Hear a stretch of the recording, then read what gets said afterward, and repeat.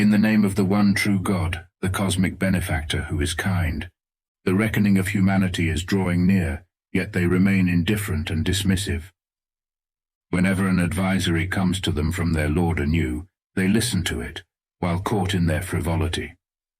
With their frivolous attitude, the wicked gossip privately, saying, "Is he not just a man like you? Are you really going to fall for magic with open eyes?" To which he responds, "My Lord knows every utterance in the heavens and on earth, for he hears and knows all." Yet they claim, "A mere jumble of dreams," or "He made it up," or "He is just a poet." Let him bring us a supernatural sign, as was brought to the ancients.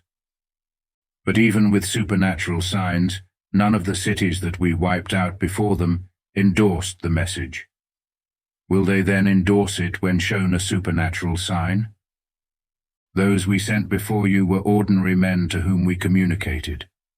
Ask the people who memorize history, if you lack knowledge.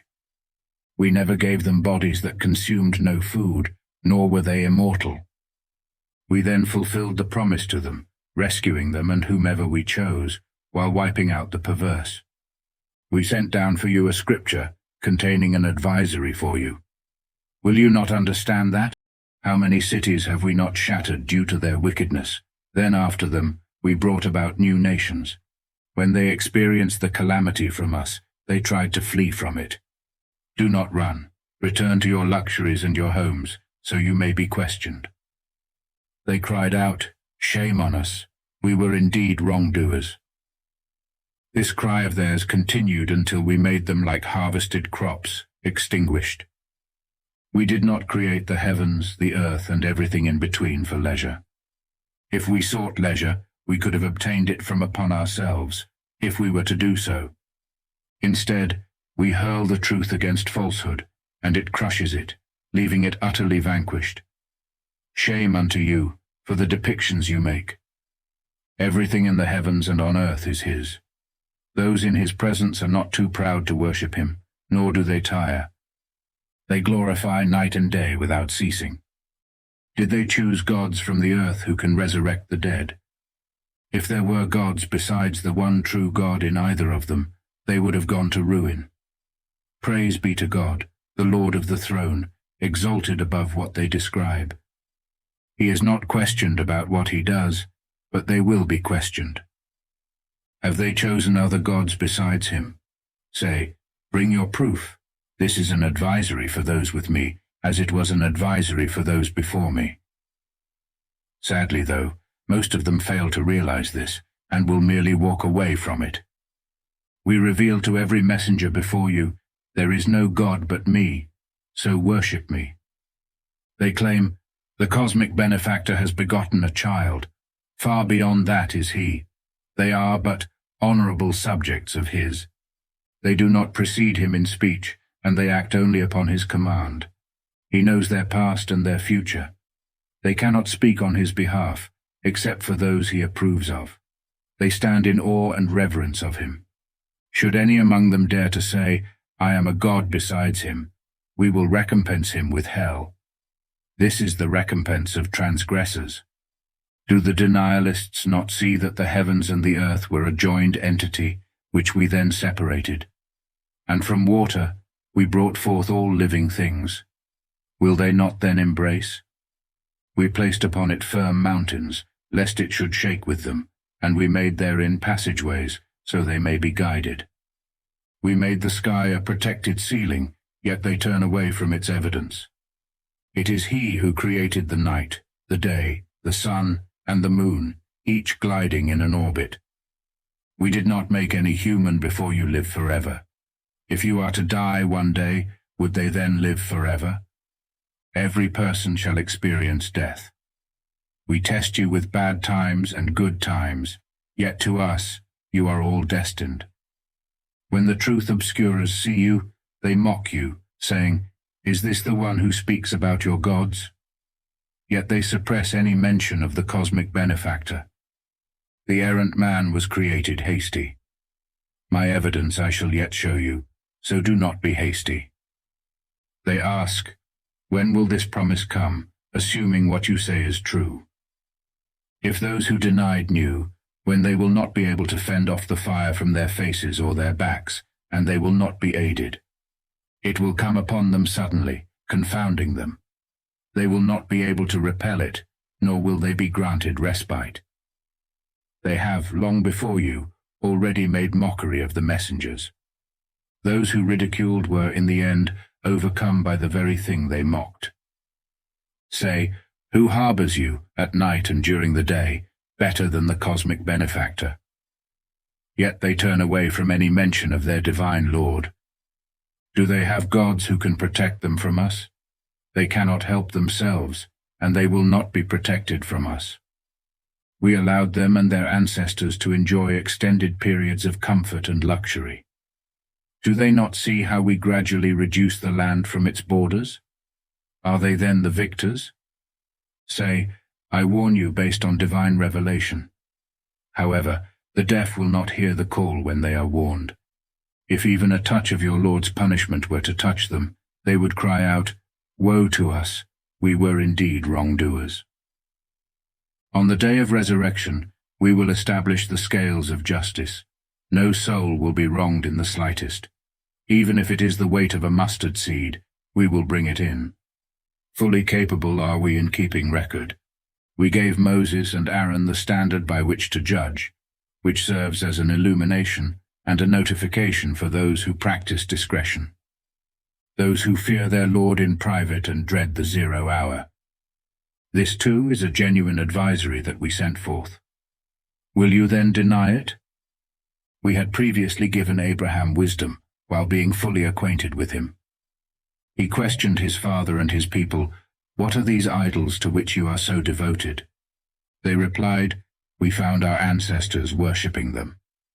He stated, You and your ancestors have been in manifest error. They asked, Did you bring us the truth, or are you merely playing? He responded, Indeed, your Lord is the Lord of the heavens and the earth, He who originated them, and I bear witness to that. Then thought, By God, I have to scheme against your idols after you have turned your backs. So he reduced them to fragments, except their largest, so they might return to it. They exclaimed, Who did this to our gods? He must be a villain. They said, We heard a young man mention them. His name is Abraham. They demanded, Bring him to face the people, so they may bear witness. They interrogated, Was it you who did this to our gods, dear Abraham? He responded, No, the biggest of them did it. Ask them if they can speak. So they turned to themselves and said, You yourselves are the wrongdoers. But then they were reverted to their former notion, You know well that these cannot speak. He countered, Do you then worship instead of God things that can neither benefit you nor harm you? Disgrace be upon you and all the idols whom you worship instead of the one true God. Does this not make sense to you? They demanded, Burn him and assist your gods if you are to act. We commanded, O fire, be cool and safe for Abraham. They plotted to harm him, but we made them the greatest losers. We saved him and Lot, bringing them to the land we had blessed for all the worlds. We gifted him Isaac and Jacob the grandson. All of them we made upright men. We made them leaders who guided by our command, and we inspired them to act righteously, establish observance, and promote moral refinement. They were true devotees of us. To Lot we gave wisdom and knowledge, and we delivered him from the city that practiced moral perversion. They were people steeped in depravity. We sheltered him with our mercy. Indeed, he is among those who are upright. Noah, when he called out to us before, we also responded to. We saved him and his family from great distress. We supported him against the people who denied our evidence. They were evil people, so we drowned them all. Then there were David and Solomon, when they gave judgment in the case of the crop damaged by the sheep of some people. We were witnesses to their judgment. We granted Solomon understanding of it, and we bestowed on them wisdom and knowledge. We made the mountains and birds join David in our praises. This was our doing. We taught him the craft of making coats of armor for you to protect you in your wars. Will you then be grateful? To Solomon we subjected the wind, blowing forcefully at his command towards the land we had blessed. All the time, we were fully aware of all things. To Solomon we assigned some rebellious spirits who dived and performed various minor tasks, but we kept them under strict control. Remember Job, when he called out to his Lord, saying, "Hardship has afflicted me. Your compassion surpasses all who have compassion." We responded to him, alleviated his suffering, and restored his family to him, along with others like them, through our compassion. This as a lesson to the devout. Ishmael, Enoch, and Ezekiel, each of them was among the resilient. We sheltered them with our mercy. Indeed, they were among the upright. Then there was Jonah, when he left in anger. He presumed that we would not restrict him. He therefore called out in the realms of darkness, saying, "There is no God except you, all glory to you. I have indeed been found wanting." So we responded to him and rescued him from distress. Thus do we save the embracers. Zechariah, when he implored his Lord, "My Lord, do not leave me alone. You are best at determining succession." We responded to him, blessed him with John, and healed his wife for him. They were always quick to perform good deeds, and they called upon us with fervor and humility. They were devout to us. Then there was she who guarded her chastity, so we breathed into her from our spirit, and we made her and her son a symbol for all peoples. This community of yours is one community, and I am your Lord, so worship me alone. Yet they fragmented their sacred creed among themselves. Yet all shall return to us. He who acts righteously, while being an embracer, his efforts will not be denied. We record everything, carefully. It is forbidden for a city that we wiped out to return, until the point when Gog and Magog are let loose, and they swoop down from every height. When the true promise has approached, then behold, the eyes of those who obscured truth will be staring in horror. Alas for us! We were oblivious to this. Indeed, we were wrongdoers. You, along with anything you worship other than God, will be the fuel of hell. To it you will be headed. Had these been gods, they would not have been led to it. All will remain therein eternally. There they will groan, but they will not be heard. Those for whom we decreed the best will be kept far removed from it. They will not hear its hissing, and they will remain in what their souls desire forever.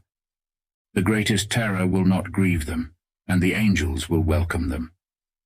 This is your day, which you were promised. On that day, we will fold the heavens like a book folding. Just as we began the first creation, so we will repeat it. That is a promise binding upon us. Indeed, we shall be true to it. We have written in the Psalms after the notification, "My righteous servants will inherit the earth." In this there is a message for a people who worship. We sent you as no less than a courtesy to all nations. Say, "It has been revealed to me that your God is one God. Are you going to submit?" If they turn away, say, "I have warned you adequately, and I do not know if what you are promised is near or far." Surely he knows what is spoken publicly, and he knows what you keep secret. All I know is that it constitutes a test for you and a temporary place of joy. His words were, "My dear Lord, do judge in truth." Our dear Lord is the benefactor of the cosmos, he whose help is ever sought against these things you describe.